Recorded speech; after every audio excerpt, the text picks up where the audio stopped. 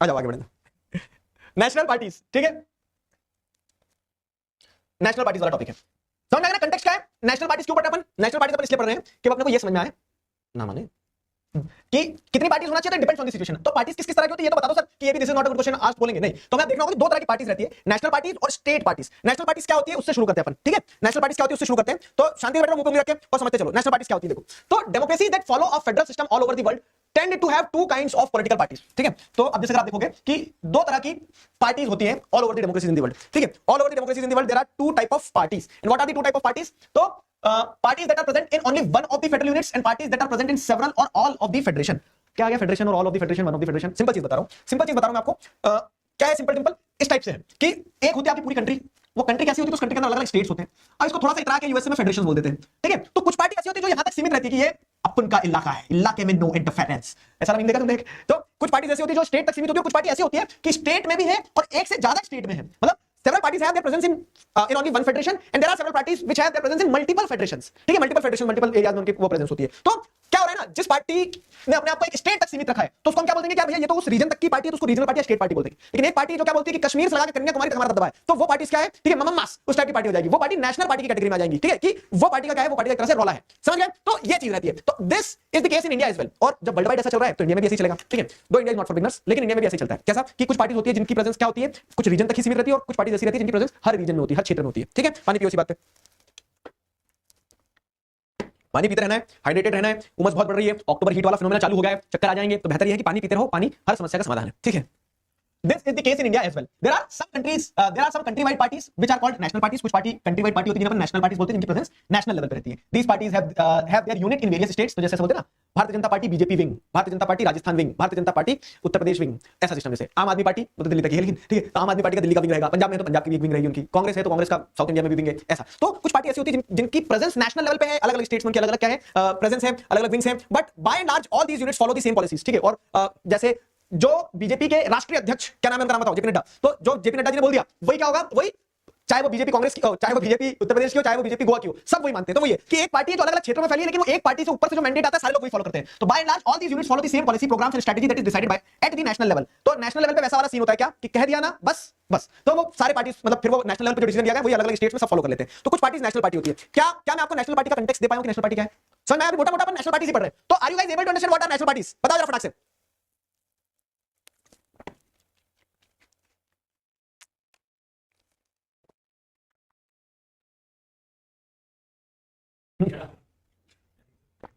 समझ में आ गया? जब आपको मुंह पानी भरा रहे और आप किसी के सामने ऐसा कर दो, वो आदमी जो डरता है तो मतलब हाँ, मतलब 29 की 29 सीट्स मध्य प्रदेश में बीजेपी जीती है 2024 चुनाव। ऐसा नहीं है, मध्य प्रदेश के लोगों का दिल बहुत बड़ा होता है, हम किसी को दिल देते नहीं और देते तो एक बार में पूरा दे देते हैं, ऐसा सिस्टम है हमारा। दोगले तुम हो, राजस्थान वाले हर 5 साल में बदल जाते हैं तुम राजस्थान वाले दोगले हो। ये राजीव भैया है तुम्हारे, कमिटमेंट नहीं है तुम्हारे अंदर चलो आगे बढ़े। समझ में आ गया नेशनल पार्टी की मोटी मोटी आपको कंटेक्स्ट समझ में आया?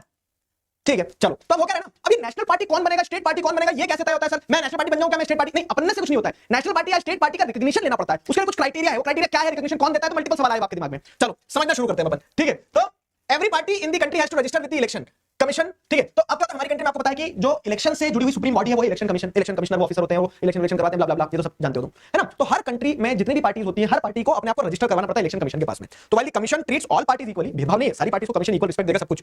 लेकिन it offers some special facilities to large and established parties, ठीक है। तो लेकिन जैसे ऐसा रहता है ना कि YouTube है, तो YouTube पे क्या होता है भैया, बहुत सारे YouTube चैनल्स हैं और YouTube चैनल्स, बहुत सारे YouTube चैनल्स को दिक्कत भी जाती है। अब जब कभी-कभी दिक्कत जाती है तो YouTube तो सबके साथ में एक ही सेम पॉलिसी अडॉप्ट करेगा, किसी के साथ भेदभाव नहीं करेगा। लेकिन छोटे-छोटे जो YouTube चैनल्स उनके साथ दिक्कत हो जाती है। अब जैसे हमारा YouTube चैनल पे कितनी बार हैकर्स ने प्रयास किया हैक कर लें, कितनी बार चैनल आप देखते हो ना कि एक दिन दो दिन के लिए क्या हुआ डाउन जाता है, लेकिन उन्हें पता है कि इनका चैनल हैक करके जाएंगे का तो एक दिन के अंदर वापस आ जाता है, समझ में आया? तो अब वो YouTube को बना दो इलेक्शन कमीशन, ठीक है। और क्या होता है कि अलग-अलग पार्टीज जो अलग-अलग YouTube चैनल, लेकिन जो बड़ी-बड़ी पार्टीज रहती है, जैसे जो बड़े-बड़े चैनल्स रहते हैं तो क्या हो रहा है, तो वही तो आपको क्या देखने को मिलता है कि इलेक्शन कमीशन सारी पार्टीज को इक्वली ट्रीट करता है, लेकिन it offers some special facilities to large and established parties. जो बड़ी-बड़ी पार्टीज रहती है, एस्टैब्लिश्ड पार्टीज रहती है, तो उसको कुछ इलेक्शन कमीशन क्या करता है, स्पेशल फैसिलिटीज देता है। These parties are given with unique symbol, ठीक है। तो only the official candidate of that party can use that election symbol, ठीक है। तो क्या होता है इन पार्टीज को यूनिक सिंबल दिया जाता है, यूनिक सिंबल दिया जाता है। जो नेशनल पार्टीज रहती है ना, तो जैसे बीजेपी का जो कमल का फूल है, तो कमल का फूल कोई और पार्टी अपना सिंबल नहीं बना सकती है, वो एक तरह से पेटेंटेड है कि भैया ये बीजेपी का सिंबल है। हाथ का पंजा जो है, तो ये हाथ का पंजा जो है ये पेटेंटेड एक तरह से किसके लिए, कांग्रेस के लिए। अब और कोई पार्टी हाथ का पंजा यूज नहीं कर सकती। मान लो कांग्रेस में क्या होता है कि दो लोग अलग हो गए, फॉर एग्जांपल मान के चलो कि मध्य प्रदेश पॉलिटिक्स में ऐसा हुआ था कि ज्योतिरादित्य सिंधिया जो उन्होंने कांग्रेस छोड़ दी, बीजेपी ज्वाइन कर ली और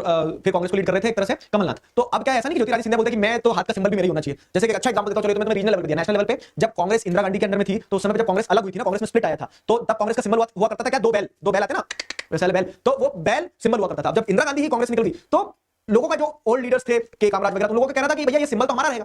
अब इंदिरा गांधी अगर चाहे कि वो ओरिजिनल कांग्रेस का सिंबल वो ले ले तो तुम्हें नहीं मिलेगा, तब पंजा निकल के आया था। नहीं तो जो एकदम ओरिजिनल कांग्रेस थी उसका सिंबल तो दो बैल थे। तो ऐसा रहता है कि अगर आपकी नेशनल पार्टी है तो आपकी एस्टैब्लिश पार्टी आपको यूनिक सिंबल दिया जाएगा जो आपके ऑफिशियल कैंडिडेट ही यूज कर सकते हैं। ठीक है, parties that get this privilege and some other parties get some of the privileges and the other special facilities and these parties are known as recognised. ठीक है, पार्टीज, इन पार्टीज को election commission इनके सिंबल को, इनके candidate को recognise करता है, इसीलिए नेशनल पार्टी को रिकॉग्नाइज्ड पार्टी भी कहा जाता है, ध्यान रखिएगा। ठीक है, इसीलिए नेशनल पार्टी को रिकॉग्नाइज्ड पार्टी भी कहा जाता है। Is that clear?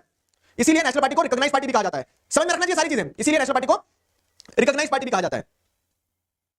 Got the point? Very good, यहां तक समझ में आया? चलो, तो नेशनल पार्टी क्या है? नेशनल पार्टी अभी उसके क्राइटेरिया में नहीं घुसे, तो हम बात ही कर रहे हैं कि कुछ पार्टी जिनकी नेशनल वाइड प्रेजेंस होती है नेशनल पार्टी कहा जाता है। इलेक्शन कमीशन उन्हें क्या करता है, कुछ स्पेशल फैसिलिटीज देता है, जैसे उनका रजिस्टर्ड सिंबल होता है और कोई वो सिंबल यूज कर नहीं सकता है। ठीक है, उनके कुछ सिंबल को, उनके मेंबर्स को रिकॉग्नाइज किया जाता है। ठीक है, तो इसलिए उसे रिकॉग्नाइज पार्टी कहा जाता है, उसे रिकॉग्नाइज पार्टी कहा जाता है। तो that is why these parties are called recognised political parties.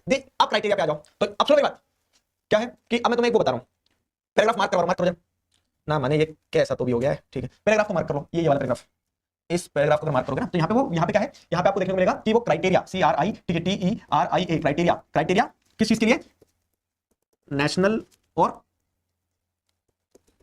State party के लिए। कि अगर कोई पार्टी नेशनल पार्टी है तो क्यों है, और अगर कोई पार्टी स्टेट पार्टी है तो क्यों है। ठीक है, नेशनल पार्टी और स्टेट पार्टी के लिए जो क्राइटेरिया है वो criteria is laid down here. आ जाओ देखें समझे क्या है। तो the election commission is laid down detail criteria for the proportion of votes and seats that a party must get in order to be a recognised party.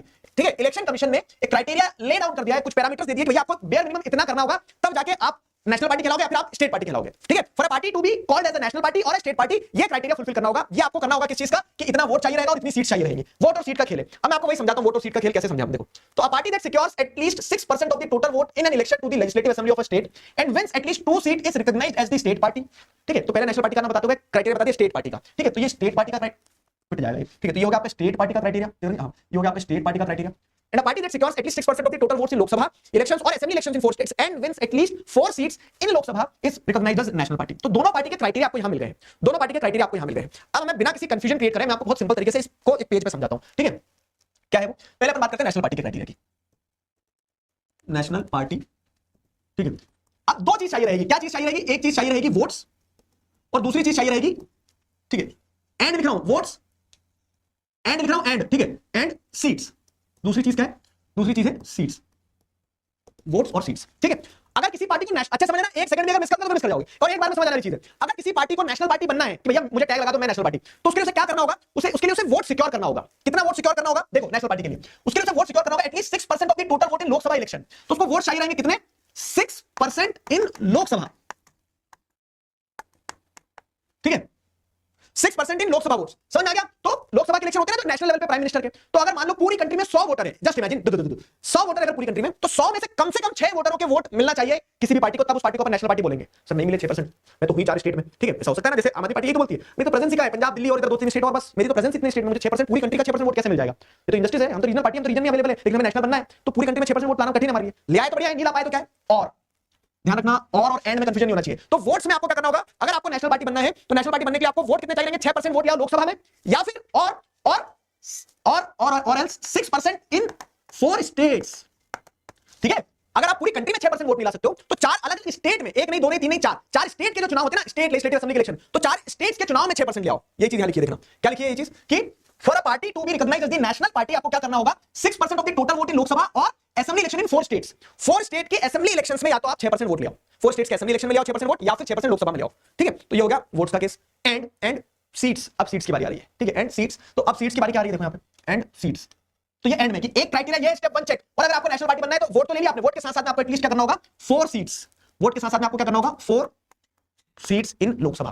ठीक है, state की सीट नहीं, लोकसभा के चुनावों में 4 सीट्स इन, ठीक है, Lok Sabha election में 4 सीट जीतना होगा। कितने में से? जैसे 543 सीट्स हैं, ठीक है, 542 सीट्स है, सॉरी, ठीक है, 542 सीट्स हैं, तो 542 सीट्स में से 543 सीट्स है, क्या बोल रहा हूं मैं, 543 सीट्स हैं और 543 सीट्स में से क्या बोलते हैं 4 सीट, मिनिमम 4 सीट जीतना होगा। तो अगर ये क्राइटेरिया, जैसे बोलते हैं ना कि आपको वो कोचिंगों में अलग अलग बैच चलते हैं, हमारे यहाँ तो सीधा कांसेप्ट है कि हर बच्चा एवरेज है तो वो टॉपर बनेगा, अपन भेदभाव नहीं करते। लेकिन कुछ कोचिंग ऐसे करते हैं ना कि आपका ये batch star batch, achiever batch और ये बैच और वो बैच, तो आपको इस बैच में आने के लिए इस टेस्ट में मिनिमम इतने नंबर लाना होंगे। तो वैसे ही क्या है, हर जगह कट ऑफ चल रहा है, ठीक है। किसी भी पार्टी को अगर अपने आपको नेशनल पार्टी कहलवाना है ना कि हम नेशनल पार्टी, तो उसके लिए आपको क्या करना होगा, आपको उसके लिए नेशनल पार्टी बनने के लिए 6% वोट लोकसभा के चुनाव में हासिल करना होगा, या फिर 6% वोट 4 स्टेट्स के स्टेट लेजिस्लेटिव इलेक्शन के चुनाव में हासिल कर लो, एंड उसके साथ साथ 4 सीट जीतना होगी लोकसभा की। ये हो गया नेशनल पार्टी का क्राइटेरिया। अब मुझे एक स्वर में बताना सारे बच्चे, ठीक है, कि क्या ये क्लियर हुआ नेशनल पार्टी के लिए क्या करना है, नेशनल पार्टी के लिए क्या करना है, ये क्लियर हुआ, बताओ नेशनल पार्टी के लिए क्या क्राइटेरिया है, क्लियर हो गया, बता जरा तेजी से, क्लियर हुआ? 543 मेंबर्स, हाँ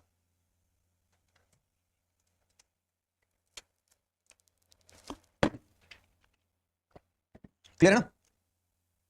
ये मैं किसी कोचिंग को वो नहीं कर रहा था, तुम पिटोगे। तुम्हें पता है यार, मैं सिंपल सीधा सरल आदमी, हम कोई कंट्रोवर्सी किसी को नहीं, तो मैं एक एग्जांपल देके समझा रहा था, मारूंगा भूत बना दूंगा।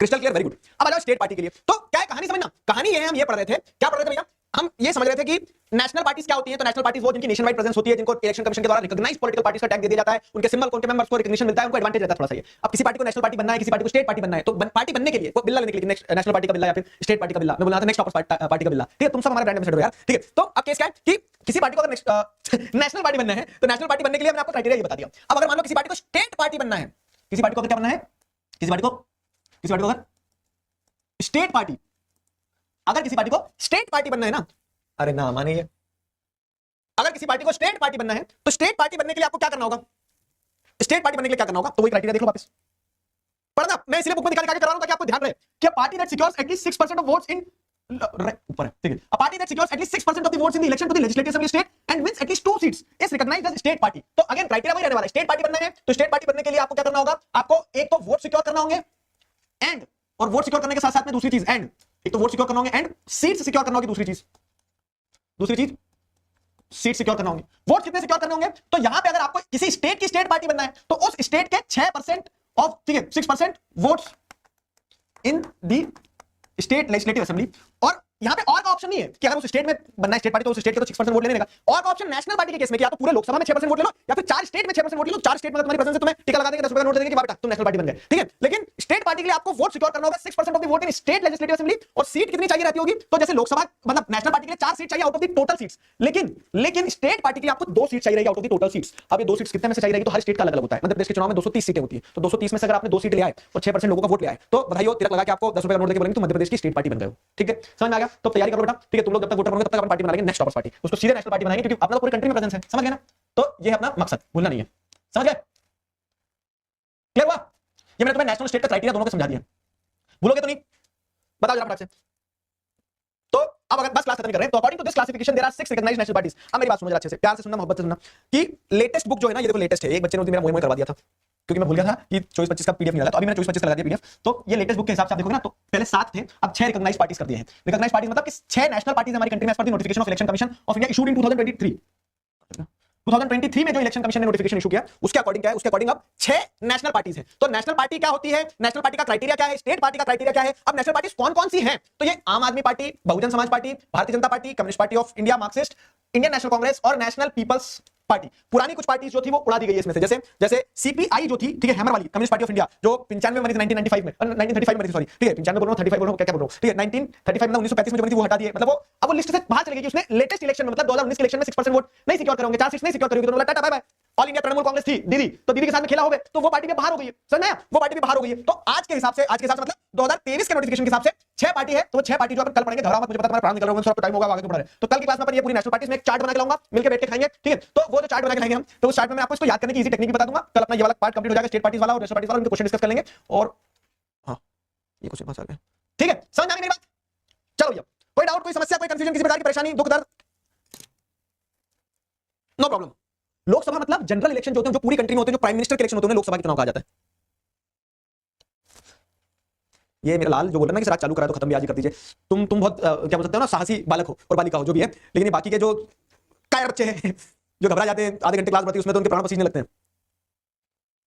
कल करेंगे तो उसको, नो डाउट। स्टेट पार्टी मतलब वो पार्टीज जिन्हें हम रीजनल पार्टी भी कहते हैं, जिनकी प्रेजेंस एक स्टेट तक ही रहती है, जिनकी प्रेजेंस एक रीजन तक ही रहती है, ठीक है। ये स्नैप कौन बांट रहा है बताऊं तुम्हें, फोन लगाओ तुम्हारे पापा को। कल क्लास है, अपनी ध्यान रखना। कल और परसों क्लास है, फ्राइडे सैटरडे संडे छुट्टी मेरे तरफ से। जाओ सिमरन और सिमरन के दोस्त, जी लो अपनी जिंदगी।